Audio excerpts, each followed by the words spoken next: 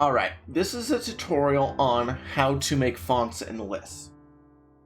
I'm going to be doing this in what's called the offline version of Word, but if you want to do it in Word Online, you can. You just might not have all the features, so it might look a little bit different. But the technique is still going to be the same. So I have a blank Word document. The first thing I want to do with it is give it a name and save it to OneDrive. So what I'm going to do is I'm going to click File, Save As, and I'm going to click right here in OneDrive. And then what I'll do is I'll kind of navigate down until I find my folder. And in this case, I called it Computer Science, but you'll probably call it Classes or something. And if you click inside it, and then here's the Computer Science folder, and then inside here, here's the Word folder. Here is when I would save it, or here's where I would save it. And again, I would call it something like Fonts and Lists, CS, not done because it's not done yet, and click Save. Now it's not called Document 2 anymore, it's called Fonts and Lists. And autosave is on. So if basically a mistake happens, you can basically kind of undo it. But if you accidentally kind of lose the program, Word crashes, you'll be able to correct it. If you do want to undo a mistake, what you can do is you can do this, Control Z, and it will basically recover it. There's another way to do it, which is called version history, but we'll get to that later on. Anyway, if you are going to work with fonts and lists, you should know kind of where they are, and that is basically the home screen, or otherwise known as the home tab. I'm usually going to use the word tab, so this is the home tab.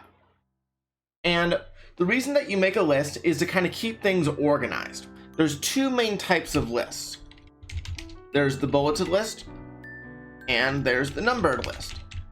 And a bulleted list is when the order does not matter.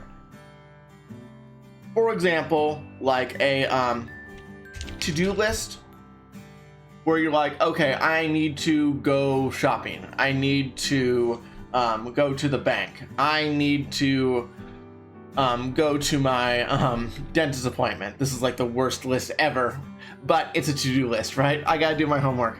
But I can do it in any order I want. That's for a bulleted list. For a numbered list, it's when the order does matter. So like a top 10 ranking of my things, something like that. So you can use either sort of list, but they each do have a purpose. There's a couple ways to make a bulleted list and a numbered list. You can try sometimes, depending on the version of Word, you can use like an asterisk to make it work. For a numbered list, it's pretty easy. You just do one and then a period and then like start typing, it should automatically do it. But if those don't work, what you can always do is you can use these buttons up here. This one's for bulleted, this one's for numbered. And what you can do is you can basically click on it and see how it kind of moved a little bit to the right and then it added the little dot. We're now in list mode. And we can tell that we're in list mode in that, see how this is kind of now highlighted, it's kind of gray. That means we are ready to make our list. So again, a to-do list. So let's do like my morning routine, get up, breakfast, shower, get dressed. Again, there's a certain order that you might do them in, but since people's routine varies, I might not do it in a numbered list. And how I got this to work is after I type my thing, I just pressed enter and it goes to a new bullet. If I press enter again though without typing, it's going to kind of go out of the list and see how it's not highlighted anymore. So now I'm not in list mode. What I can do is I can click back inside my list and I can type again and I'm back in my list mode. In addition, if I want to make some space between my bullets, what I can do is I can press shift enter and there's a space right there. Because if I just press enter, here's a bullet point right here. But if I do shift enter, now there's space. So enter to make a new bullet, shift enter to do space. Now, Sometimes I might kind of want a detail that is kind of the same thing as one, but it's part of it. You might call it a sub detail or a subcategory. And what you can do there is you can use what's called the tab. And on the keyboard, you can press the tab key and see how it moved it to the right and it made the symbol a little bit different. That is basically the tab. It's basically saying, you know, put on nice clothes today. So let's say it's a special day, so I need to put on my nice clothes. So I would do that as kind of a subcategory. If I want to untab it, like make it go back, I do shift tab. So tab to make it go right, and see I can do it several times.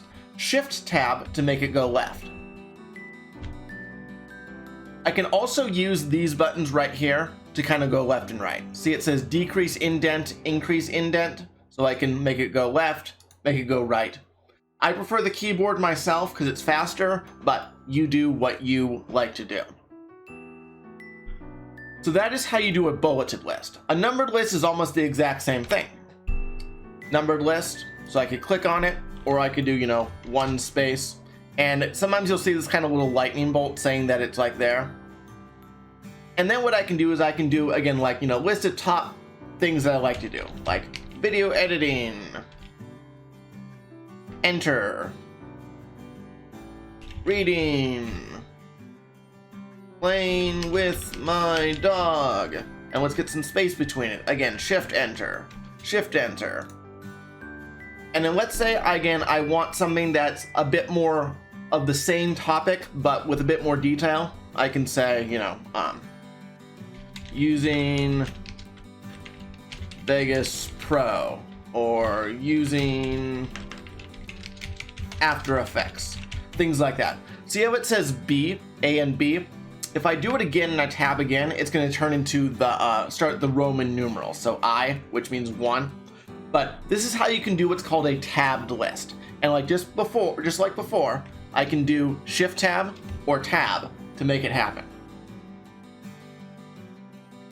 All right, so just to review, lists are used to kind of keep things organized when you want to basically show someone something that you want to do, either that they need to do or in a certain order.